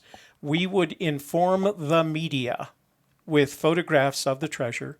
that the treasure had been found. And they would get those email messages from an anonymous address, but we would send pictures. We would not inform anyone else. We have attorneys lined up in Washington, D.C. to handle the tax situation should we ever find the treasure. I haven't spoken to these attorneys for 3 or 4 years now, so I'd have to go back and redo that. Our plan is then to take the treasure completely intact to an auction house, a major auction house, probably Sotheby's in New York, let them auction off the intact treasure chest. And what I mean by intact, that everything is still in there, including the bracelet, including the unopened olive jar, and we would let them auction it off. We would then take the proceeds from that auction, contact our attorneys in Washington, D.C., have them pay the taxes on the proceeds of the auction. We would take the profits from that, we would split it between the two of us, and we would go on quietly with the rest of our lives. That's what we would do. Whether or not you choose to do that is a different thing. There would be no books, no tours, no nothing. There would simply be the treasure you would be informed, the media would inform the community that the treasure has been found, and everybody could go on with the rest of their lives. And that's the end. Done. Tortoise Maximus said, Toby, what are your thoughts on the quote, when you are at the correct location, something you haven't thought about will become apparent. It is a rare thing to say. And then he said he found that on Reddit, so I didn't know for sure that was a Forrest Fenn quote. If you can, so we're several lines removed here. It's coming from you, from Reddit. Who knows where it came from? Check on Terry but Scant, the best thing to do at this point, right? Take Shelley's advice. What was that advice? Oh, go to terryscant.com and type in something like apparent or one of the words in the quote that you think would pop up, and look for that quote on Terry Scant, and then you can find out where it came from and why he said it. Yeah. When it's that far removed from Fenn, I just make it worse by giving you a comment on it, on my opinion on it, because we don't know if it's his. Find out first if Fenn actually said that, and you can usually there'll be people in the room that tell you if he said it. A lot of people in here have memorized almost everything that Forrest has said. All right. Okay, so Christy Somebody called. else. Christy called? Yeah, let me call her back, see what's going on. Okay. I was going to say somebody else called. I didn't know it was her. Hello. Hi, I saw that you called where we were talking from the gentleman from Fresno. Yeah, I didn't. The delay hadn't showed that, so I thought I would call because we don't want you to end early. That would be terrible. So you're only calling to prevent us from sending Shelley home? Well, no, I actually had a question, and I want to kind of focus on that question rather than all the different things I always talk about. Okay. And I put it in the chat, but I know the chat's zooming by. Yeah. So D-Pro, which is my son, has said he believes the treasure chest is in New Mexico, which is fun, and he's kind of honing in. But at the last Searcher meetup, everybody was going around and talking about their search state, and I announced that I was in Wyoming, and Mike announced that he was in Montana. And it kind of put a pause to the room of, so you're not searching together, and we are, because we're still honing in on, it was a little bit of a surprise to me. But I know him and Cynthia had lots of discussion when we went and met up for the documentary. So I know you guys have had to do a restart. So I would love to hear your perspective on, we're differing a little on where to restart. And especially with now, we have D-Pro weighing in on New Mexico, but Mike and I are differing a little bit, and I think both for good reasons. And I think we still have a few months to refine our searches and our search solved. So I wanted to get what your thoughts were on how we focus on one search area as kind of a family of searchers. So who are actually, so who are the partners in your team? Is D-Pro is he a 33% partner? We haven't focused on that because it's been recent that he's even come into the forefront. And I just decided he's so into this that we're going to throw him into the middle of it. Right. And so that's kind of new. And Yeah. that's more just kind of funny than actually, like, I won't say funny, but he has some real opinions. I don't know. I've asked him, like, why do you think New Mexico? And he actually has some good reasons. But he doesn't have like we're going to spend $3,000 or $4,000 and head out there type of solve. Yeah. So I don't see New Mexico being as much of a reason as Mike and I. We're differing a little on our areas, which I just find fascinating. Well, that actually should tell you something. So let me go back to the. I have a question. Go ahead. Is D-Pro the one who almost found that last treasure? He does remind me of that. Yes. Okay. He sounds like he's got some intuition you might want to pay attention to. So. Yes, that's what. But you know what I want to say, and I hope that Forrest is not listening by this point. On our last trip, I said, "Do you want to come with us?" And I will introduce you to Forrest Fenn if I can get you in on this. And he said, "No, I think that will confuse me more. So I need to focus on the treasure and not." He thinks it's distracted me more than helped me, right. Which I think is hilarious. Like from mouths of a babe. I mean, right. it is so funny. He declined me, and I didn't even ask for it, but I said, but his arrowheads and Sitting Bull peace pipe, and he's like, no, I need to focus on the poem for a while. Wow. Which I just find, it's just so cute. I may have to have him on a show just so we could do the interview, you know. Hey, so let's talk about partnerships first. So our partnership, Shelley and I are a 50-50 partnership, right? Mm-hmm. And if she wants to incorporate Kevin, he becomes part of her 50. If I want to incorporate Jason or someone else, it becomes part of my 50, right?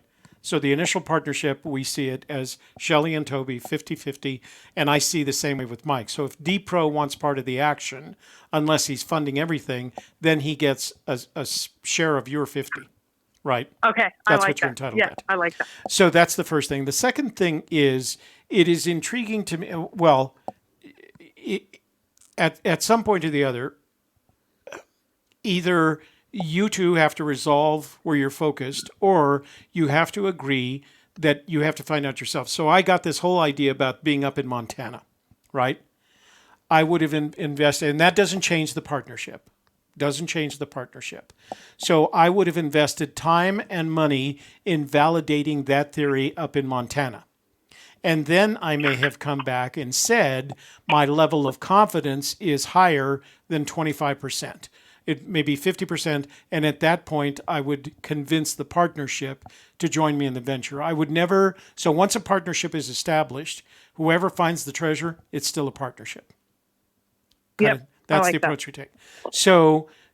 But if Shelley were to get an idea, for example, let's say Shelley and Kevin let's say I injured my knee or something and I couldn't do anything, and Shelley and Kevin decided to go out and look for the treasure in a location independent of any place. Shelley and I were still 50-50 partners. Right? Yep. If they were to find it. Yeah, and that's how I feel.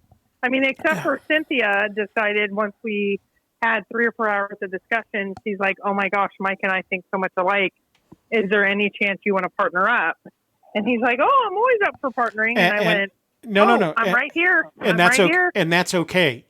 Because what you say at that point is then Cynthia becomes a partner in Mike's 50% share. Yeah, okay. Because the partnership, what you have to agree upon to begin with is that the partnership, once established, is a partnership regardless of who or when of the partner, where the partner find the treasure, right? So it doesn't make any difference. Once the partnership is established, and let's say you get sick for a summer, and I don't mean to imply that's what I would want to happen, but let's say you couldn't participate, and Mike and Cynthia went off to where is it, Montana or Wyoming? I'm Wyoming. He's Montana. Yeah. So let's say And she's Montana. right. So let's say they go off to Montana and they find the treasure. At that, unless the partnership is dissolved, then you're still a 50% partner, and Cynthia is 50% of 50%. She shares that if Mike says, then, and I'm not telling you guys what to do. I certainly would tell Mike and Cynthia what to do. I'm just using them as an example. So Right. Cynthia becomes a half partner in Mike's share. Right? I see. Because he makes that decision. And you have your 50%, and if D-Pro wants to come in, then he's 50% share of your 50%. I like that. The initial partnership is between the two of you, and that's how we view it. If I drive up this weekend, go to Rio de los Pinos, and I come back with a treasure, and Kevin and Shelley are sitting at home. Rio de los Pinos, and Kevin and Shelley are watching Netflix and chilling. They still get half that treasure. Yeah. Yeah, I just never thought I've always partnered up with someone with us all, so we're like beginning the process, which is it's just fascinating and it's just fun. I mean, I don't mean it in any serious way, but I think a lot of people do, and so that's where I go. Hold on a minute. No, I think, in my opinion, I think the more people you have in the partnership, coming up with theories that are at least tenable enough, credible enough to at least look, so much the better. In the case of D-Pro, for example, if D-Pro wants to go look and wants to go check out his solution in New Mexico, and you guys want to go up north, send him down to me, no charge, no partnership, and I will take him to his solution. Because I think, if nothing else, it's different eyes on the theory. Yep. Now, I will point out that if a D-Pro is a partnership with you, let's say D-Pro finds the treasure, you guys are completely wrong. Well, the split is 50% for K-Pro and D-Pro, 50% for Mike and Cynthia, if indeed that's how the partnership, if that's what where did Cynthia come in on New Mexico? No. That's what I'm saying. No, but the partnership is the partnership. Oh, okay. Okay. So if D-Pro finds it and he's part of your half of the partnership, you've got to give half to Mike. Oh. And then Mike, if he wants to give half to Cynthia, that's up to him and Cynthia. Okay. But your partnership is your partnership, right? That's the first thing. The two people that are in this, if Shelley wants to invite Kevin, she's basically splitting her 50%. If I want to invite Jason or any of my daughters or anybody, they're splitting my 50%, not Shelley's. You shouldn't suffer because Mike has taken a partner, and Mike shouldn't suffer because you've taken D-Pro as a partner. Either that, which to me is more realistic than you saying to Mike, my partner is D-Pro, and that's a separate partnership. Okay, well that's interesting. I hadn't thought of the nuances, even though it's kind of fun. But it's also it would get real serious if that treasure chest is found. So I mean, I find it fascinating to. I mean, when he announced he was in a different search state, it was like, what? What are you tying? So, and when D-Pro, when he said New Mexico, it was like, what? What? Yeah. And so I mean, it is interesting. Yeah. Yeah. And the reason, so we had been thinking about it because, Jason wanted in. He wasn't as participatory, but he had theories. And so I couldn't force, Shelley to say, okay, well, let's make him that's not fair to make him a third partner. He's not contributing as much. But if he he was up with me on the Rio Chama. At that point, Jason was my partner. We would have split it 50-50. But if he comes in now... Okay, well, let me ask you this, just because we're going down this road. Yeah. Okay, so I don't think Mike has made sure to say Sam Smith was the one that started him down the path of try the wheel. Yeah. And let's just say, for sake of discussion, when I'm in Wyoming, that is a part of the solve. And that is what maybe pointed me to that area, which Mike now has discarded. D-Pro is totally in a different state. Right. And now not that I legally need to, but what do you think is what? Okay, so let's say this scenario. It started with try the wheel. There's something that actually associates my solve with try the wheel. I'm not saying it is or it isn't, but I just want your thoughts. So you have Sam Smith that has try the wheel. Then you have Mike, who introduced me to try the wheel through Sam Smith. I've had discussions with Sam Smith, and that came through. D-Pro is just there. He's down in New Mexico. And what do you, and now you've already said, like Mike and I are 50-50, D-Pros would come out of mine. Yeah. But what do you think would be fair or reasonable, ethical, equitable for Sam Smith's portion of, that's where the beginning little kernel of the solve came through? That's completely up to you. If you felt like sharing some of the initial treasure with him or sharing the proceeds of whatever you decided to do with the treasure, that would be up to you. You'd want to give him, if you chose to give him credit. The problem that's going to arise is that it's going to be more than Sam. There are going to be people who, when they discover that the treasure is found and that Capro found it, and it's a result of the fact that she was looking in Wyoming, people are going to come out of the woodwork, all making a similar claim.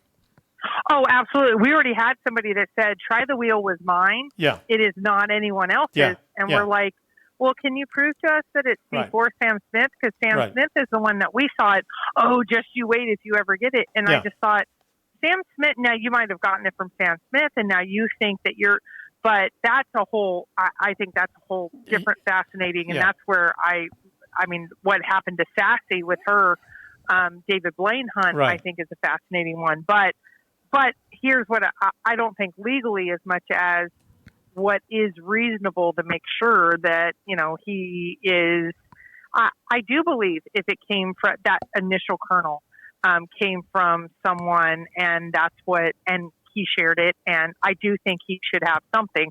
The people that come out of the woodwork to say, well, I read it and 3 years later, I put it as my own. Yeah, I can tell you where to go. But, okay, so here's my advice to you as your search dad. Yeah. Never say anything like that again. Ever. Okay. Never say. You can make decisions should you find the treasure and you liquidate it or do whatever you want, but never start putting in place the suggestion that anyone with whom you have come in contact is entitled to somehow be compensated for their thinking. Don't ever say that again. As a matter of fact, I'm seriously thinking about deleting this video. That's how serious I am. Okay, Don't let me ask stop. you. No. Let me ask you what you mean by that. What I mean by that is the moment you just by you saying something like that, you're establishing a precedent that Sam Smith or the guy that knows Sam Smith or Sam Smith's relatives could say, she said it. She said that we were entitled to something. But I believe it's do it. Well, no, I've already done emails back and forth with Sam. I do believe if if you have that, all right. If you've already done that, stop. But if my search solve at this point here, and I'll just say it because I don't mind saying it. If my search solve that actually gets to the treasure chest, and I've had 3, 4 completely different solves in completely different states, etc. And so this goes to Sam Smith, or this goes to I had a search partner follow me down a year ago that was in the Lake Huron area. Yeah. If I found something because of his Lake Huron solve, I'm not saying 50-50, I'm not saying whatever. He deserves something because that's the whole reason that I'm in that area, and the whole reason, if try the wheel and the whole crossword try the wheel thing happens to be what cracks this. I believe because I heard it from, not from Mike, but Sam Smith, and he said Sam Smith is who I originally heard from. I believe he deserves something. Now, whether it's 10%, 5%, 50%, 70%, that can all be negotiated later. He deserves something. He came up with that. Okay. So you have already established that just by the fact that you're telling me these stories in a public forum, you have established that precedent. right? Yes. And I'm not going to disagree. You've already done it. It's obvious that you've made up your minds. What I'm saying to you now is whether try the wheel is used or not, whether any other searcher's theory is used or not, whether you end up finding it in the Rio de los Pinos. I ran out. Oh, okay. Or not. Shelley wants her part. From this point forward, you say nothing like that in a public forum. You don't Yes, sir, Dad. I will right? not. So you don't give credit to anyone. What you do afterwards is up to you and out of the graciousness of your kind soul. But do not promote it before the fact, because you will be held to whatever standard you established. Though I understand what you're saying from a legal standpoint, I hope I'm held to the ethical standard that absolutely. I know what you're saying. I Right. know what you're saying, though, but like if I found it in Rio de los Pinos, Don't even say that. Okay. Don't Okay. say that. That's my point, right? I am sure, out of the kindness of your soul, you could very well decide to do that, but don't say it now. Do not say it. I love you anyway. Do not say it. Okay. Only Right. for Shelley then. Yeah, because Shelley I might be dead, and Shelley might come after your ass for all I know. Okay. All right. Yeah, Shelley's always use the money. the tougher crowd. Than Yeah, you. yeah. Okay. Just I don't. appreciate what you're saying. Yeah, I know your kind heart, and I'm sure you may want to do that. You give the the old coot back his bracelet, whatever. Do not say any of that. Do not. Oh, no. Do not say it. Okay. Okay. All right. Okay. Well, So there. I This have never a lot happened. To think about. Redacted. Redacted. So yeah, just say if D-Pro wants to come down to New Mexico, send him down for a long weekend, and Now you're making promises. well, yeah, but Yeah, but it'd be great to have a kid find the treasure. I think. He has not said where yet. Yeah. He is in New Mexico. All He's right. starting to, and he's getting there. I mean, being 10, he's Yeah. going to take a little while. But it is amazing the things that we've been talking about at a whole different level, which shows we want to do, et cetera. Yeah. That little mind, it's odd. I don't mean little in a bad way. Yeah. He's a little creature of this earth, but man, he does see the world differently. And Right. I keep saying, I'm not going to judge. Yeah. Keep going. Like when he said brown is brown dirt, Right. I was like, no. And I do believe no. But he also said some things that, and everybody's been so kind. And those of you that aren't, it just is a quick delete button. But Right. 99% of people have been so kind. This awkward, fun, crazy little boy that loves to go out. He's like, maybe it's in our creek in our backyard. Yeah, I'm like, yeah. that's North Carolina. And Yeah. I mean, he's just, the metal detector is, I'm getting new batteries for it. Yeah, It's just awesome. Why not? If it can get him outside and enjoying the outside and exploring new adventures and new tools and new interests, why not? Can't hurt anything. Exactly. Yeah, as a matter of fact, I can see yours because I have shared this with my grandchildren, and all I got was the cost of a visit to Golden Corral. They had zero in the way of ideas. Bless their hearts. I love them. But Well, it's funny because I've had two different searchers say, one of them said, I only have girls yeah, as my grandkids, so Yeah. I'm not, can I send your son something? And the other one said, I have boys and girls, but none of them will get into this. Yeah. I will tell you one thing, because it's come up. There's at least two searchers that have said, can I give a private solve to D-Pro and him give information on what he thinks? yeah, And I have said no, and I mean it respectfully. Some people go sideways once they've shared private information and then they think somebody stole it. Right, I know yeah. I've dealt with that. I don't want my 10-year-old dealing with that. So Yeah. if you're not willing to put it on the forums or public, the answer is no. Anything else, we'll come on and talk about it. Right. I think it's super fun. But if it's anything private, he's just not ready for, and I'm not saying you're crazy or you would do that. I'm just saying I've dealt with it and I just want to protect him a little. But he's getting tons of questions. Any comment, he answers. We do that every night. yeah. And I don't agree with his answers, but God, his answers some of them are pretty interesting. Yeah, if they cause you to consider or at least reconsider your thinking, then so much the better. That's what the conversation is all about. Yep. So Yep. so all right. Well, again, just keep it on the, what are they, on the down low? What's that phrase? That On they, the down, Yeah. we're on the down. I've been to Detroit now. It's on the down low. It's on the down low. That's how they say it when I'm go rapping. out. Go 50-50. If he wants to bring Cynthia in, that's his decision. Let him go, or it is 50. Oh, I'm so calling around on Monday. Yeah. Just wait till Monday show. I was like, wait, I'm sitting right here. You're stealing Mike from me. Yeah. I have to say, I'll give up Mike. If she tries to steal D-Pro, Yeah. we're going to have some issues. And that's why, our standard response is we don't do partnerships. We tried for a while to get people to, we just don't do, it doesn't make sense for us. We have a partnership. We're fine. Yeah. All right. So, Thank you. You're welcome. You have a good evening. Yeah, thanks for taking my call. Bye-bye. Talk to you later. Bye-bye. All right, Columbus, we're going to call you. I noticed you tried to call a couple of times, so let's call Columbus, see what they got to say. Who was that? I don't know. Oh, it's from Erica.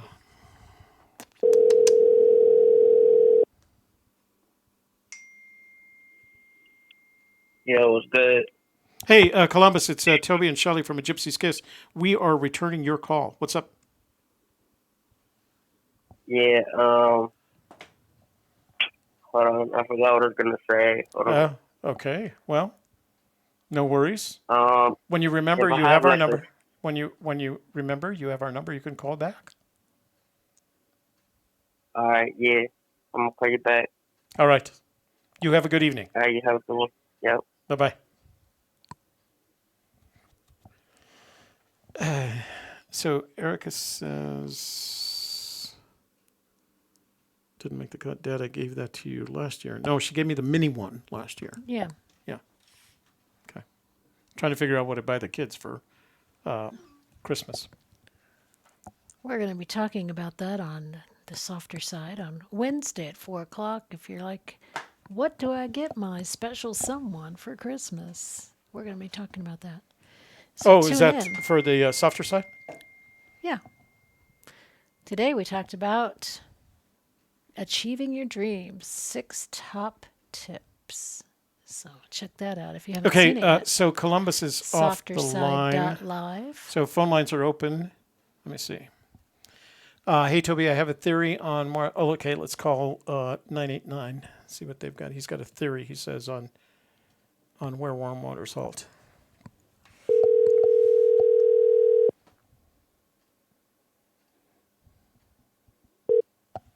Hello.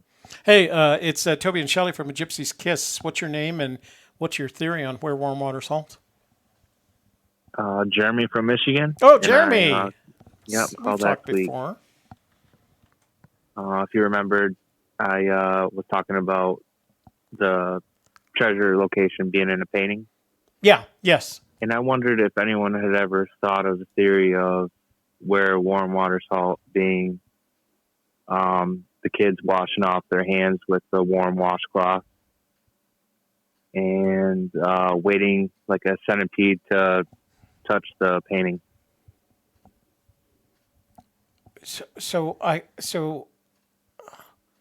I'm not putting this together. I'm not getting the kids washing their hands and the centipede.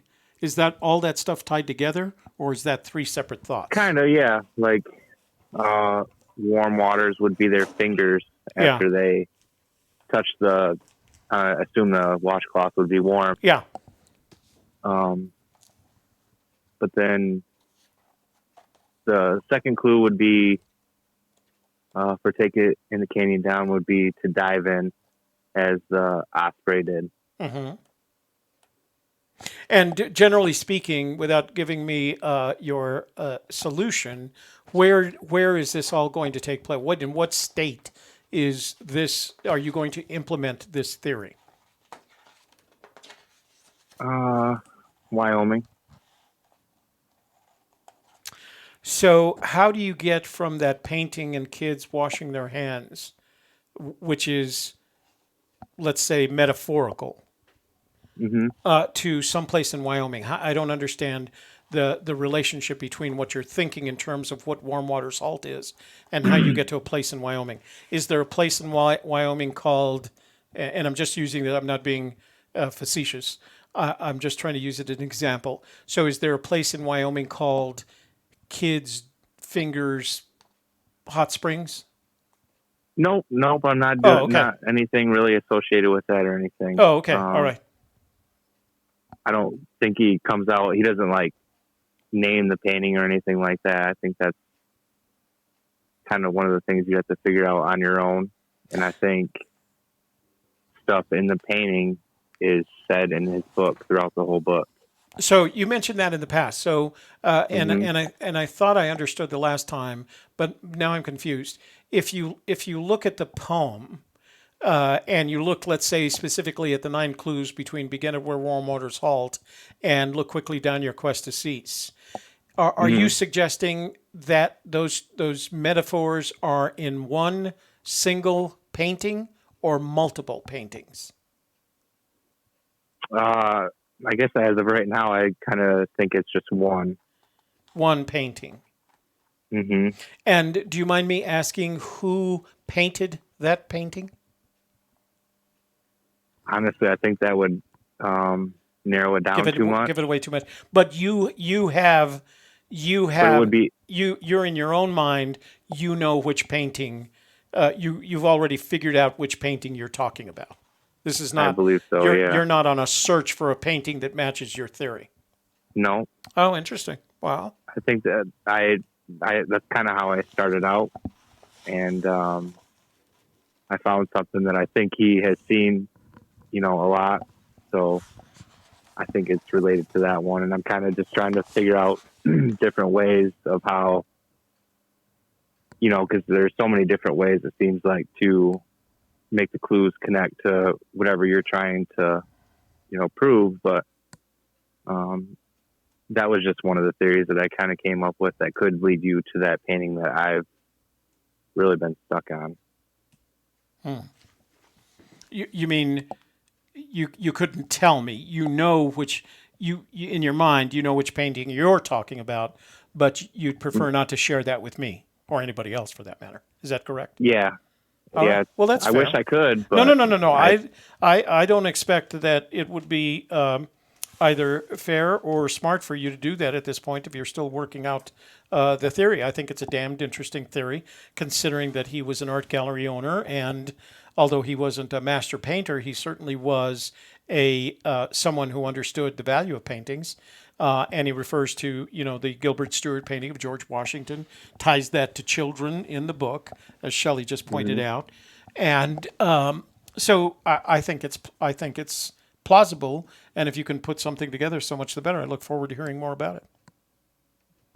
I wanted to add about how I think he had a quote where he says something about like, you'll know it for the first time.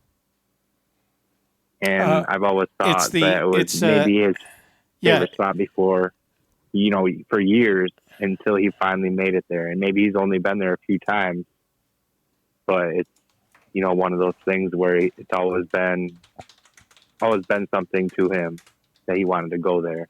Yeah. So are you talking about his special place? Yeah. So there is a quote that he has cited in the past. It's from T.S. Eliot's poem, Little Giddings. Little Gidding. Mm-hmm. Little Gidding. I'm sorry. Little Gidding. And, oh, my God, I remember this poem. No, I've read this. It comes from that poem. And so help me understand. Do you think, so he's referring, as far as you're concerned, he's referring to his special place? I do, yeah. That place being where the treasure has been, where he's hidden the treasure? Mm-hmm. And how many times do you think, based on that T.S. Eliot poem, do you think he's been there? I don't know if it's something that was his favorite spot for years. Yeah. Or it was, maybe something that he had been to a lot. I'm not really sure on that. Yeah. But him being a pilot, he could fly over all these different landscapes, and he might, if it's not actually noted on where the painting was painted at. Yeah. I mean, it might be hard for an average person to even find that spot. Right. But being a pilot, flying over certain spots, hundreds of times, he might have found that spot. He certainly would get a different perspective of the planet Earth than those of us who do not fly would get. I will say that there's certain rock formations in the painting that I think could help you find out where it is. And I do know a specific location where they say it's at, but it's not like, that specific to where I would be able to pinpoint it. Well, so tell me again, you just used a phrase that I'm always interested in hearing more about. You said where they say it's at. What do you mean by the word they and by the word it's? Where what's okay? At? Who is they and where's what at? Like a art historian. Like I've watched, YouTube videos about this painting, and in a couple of the videos, they kind of stated an area where they believe it was done at. Where it was painted at. Is this a painting that Fenn has come in contact with physically?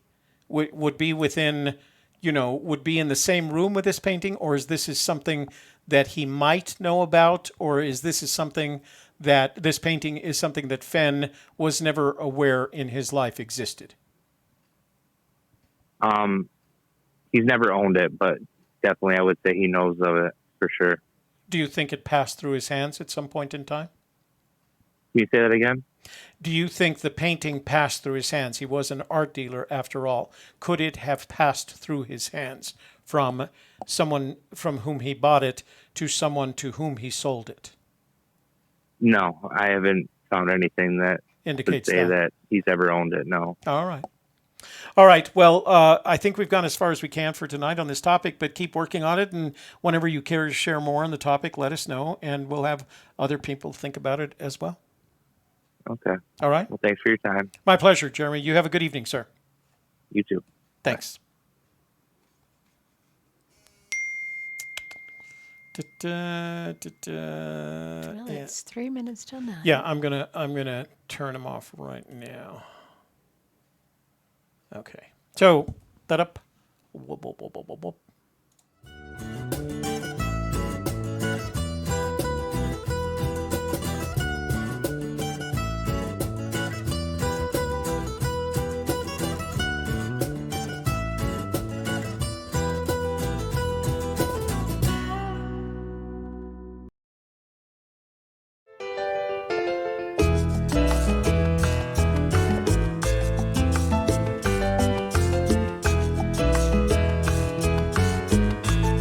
And hey, everybody, thanks for being here tonight, for hanging out with us in the chat room. We appreciate you.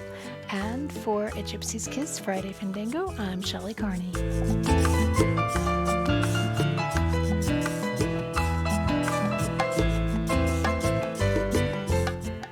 thanks for joining us tonight. Hope you guys had a great Thanksgiving. We certainly did. Make sure you join us next Wednesday when we're giving away a bear, the last of the bears. I guess I'm going to have to order some more from that Yellowstone group the next time they have a sale. Yeah, we got the sale, didn't we? Again, thanks for joining us tonight. We had a great time. We hope you had as much fun as we did. Some great calls tonight, really an interesting call. So, again, we look forward to seeing you next Wednesday. Shelley will be on with the softer side on Wednesday at 4 p.m. And what's the topic again? Special gifts for a special someone. Yeah, what to give. Perfect gift. The perfect gift to give. Something like Lord that. knows I'm always talking about that. Thanks, you guys. You have a great evening.